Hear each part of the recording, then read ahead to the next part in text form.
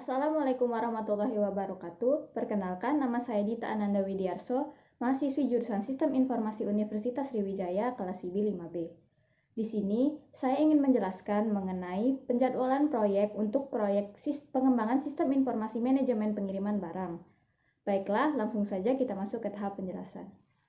Berikut adalah penjadwalan proyek pengembangan sistem informasi manajemen pemesanan barang. Di sini saya menggunakan Microsoft Project dalam melakukan pembuatannya. Untuk detail dari proyek ini sendiri bisa dilihat pada project information dalam mengetik advanced properties. Berikutnya langsung saja kita masuk ke Microsoft Project-nya. Bagian lembar sebelah sini ini disebut sebagai task sheet atau lembar kerja atau lembar tugas. Dan bagian sini adalah Gantt chart. Kenapa saya memilih menggunakan Microsoft Project? Karena dengan menggunakan Microsoft Project, di sini apabila saya mengisi task di bagian task sheet, maka Gantt chart-nya akan muncul sendiri di sebelah sini. Langsung saja kita masuk ke penjelasan sedikit mengenai pengembangan sistem informasi manajemen pemesanan barang ini. Untuk dalam tugasnya sendiri itu terdiri dari beberapa summary task, yaitu ada pengumpulan data, lalu analisis masalah, analisis kebutuhan, lalu saat membuat kesepakatan atau kontrak, perencanaan arsitektur, konstruksi, dan deployment atau pelepasan dari sistem yang telah dibuat itu sendiri. Untuk timeline-nya bisa kita lihat di atas ini, yaitu proyek ini akan start pada tanggal 23 November tahun 2020 dan berakhir pada hari Senin tanggal 22 Maret tahun 2021.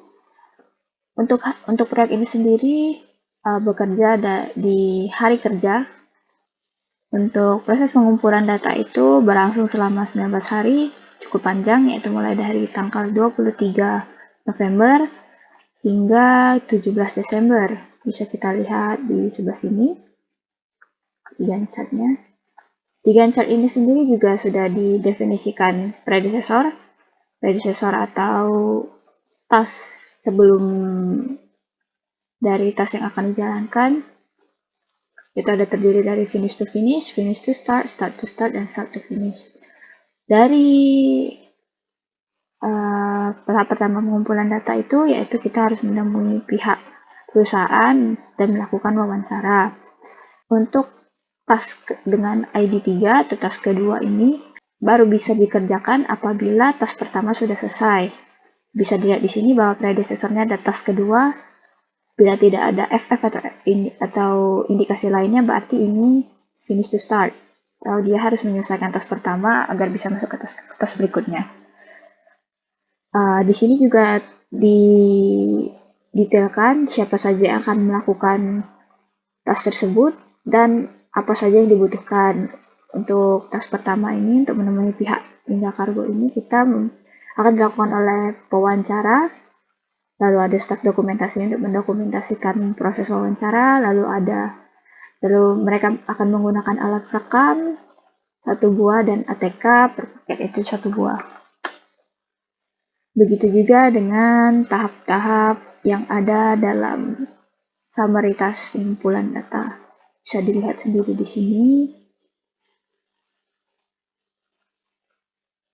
Berikutnya kita masuk ke task analisis masalah.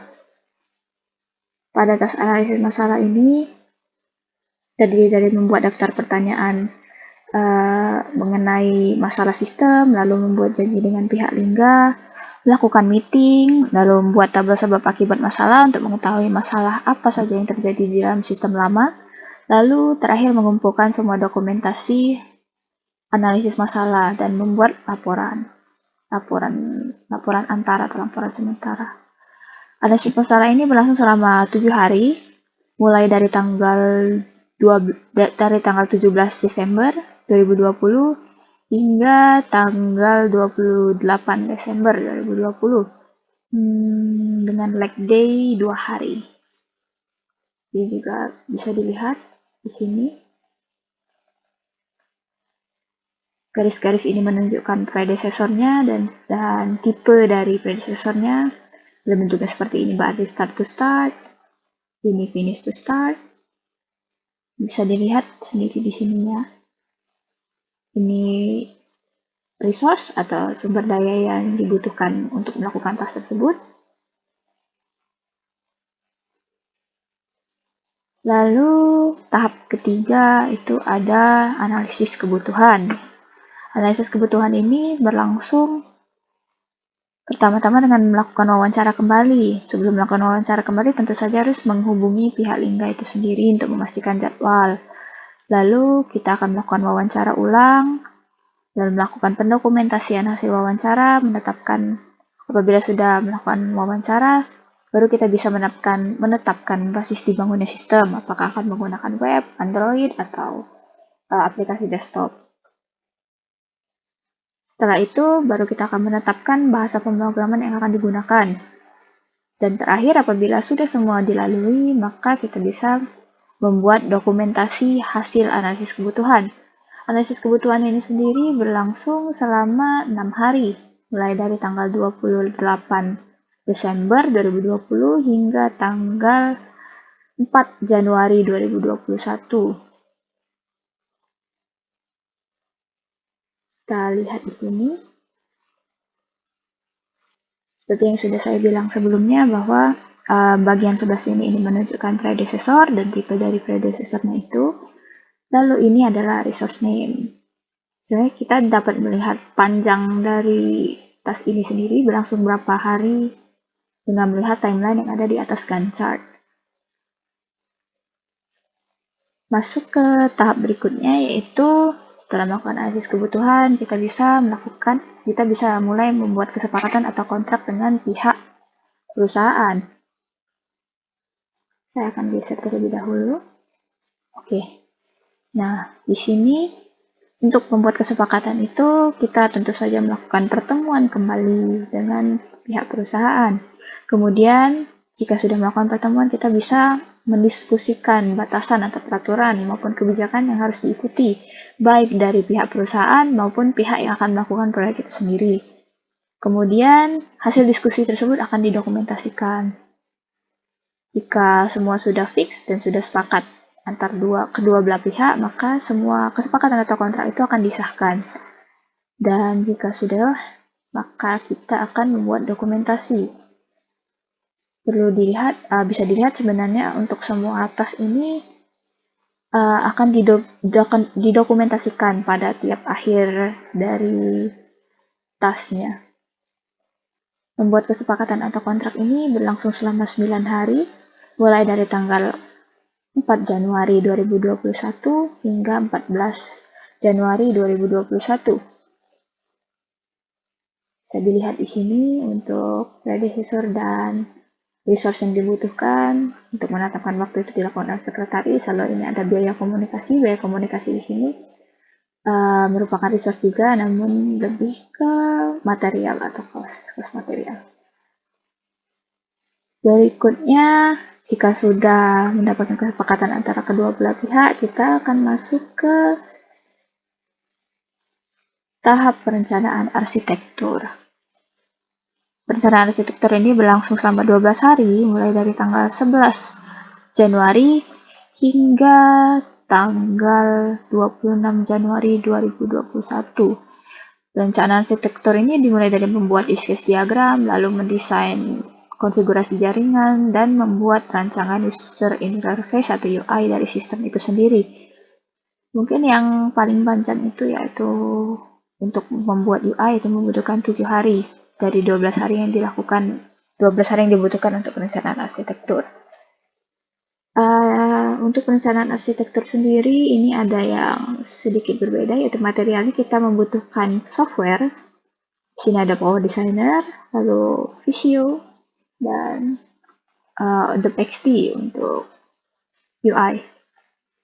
Berikutnya, jika rancangannya sudah semua didapatkan, maka akan masuk ke tahap konstruksi.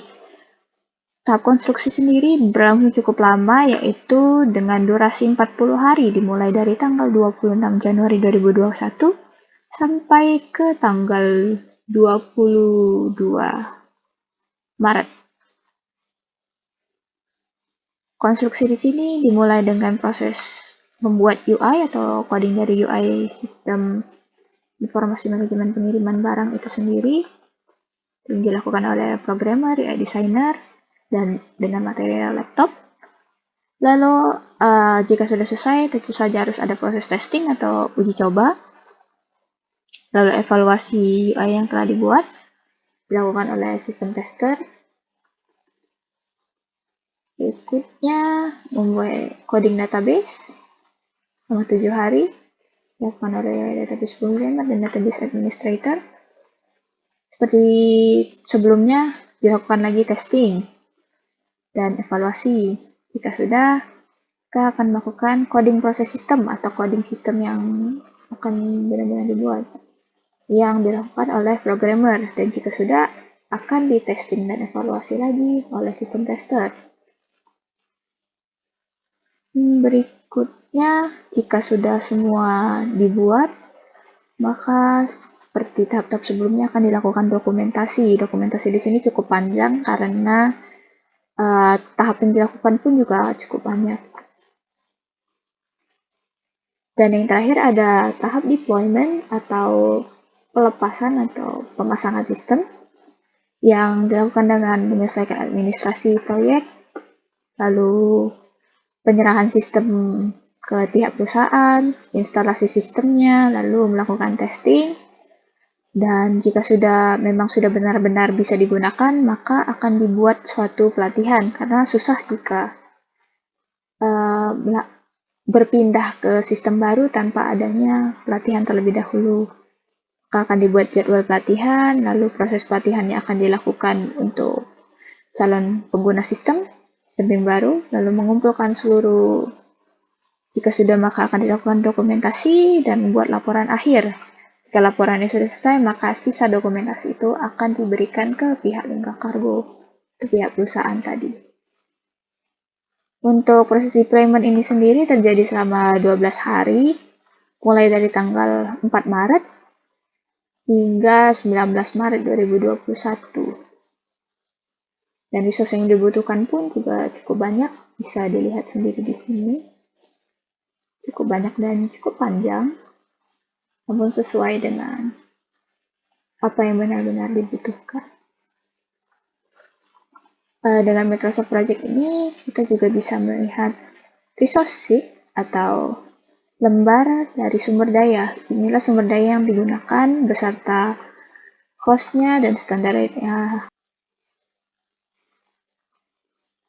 Maka saya akan memperlihatkan bagian besarnya.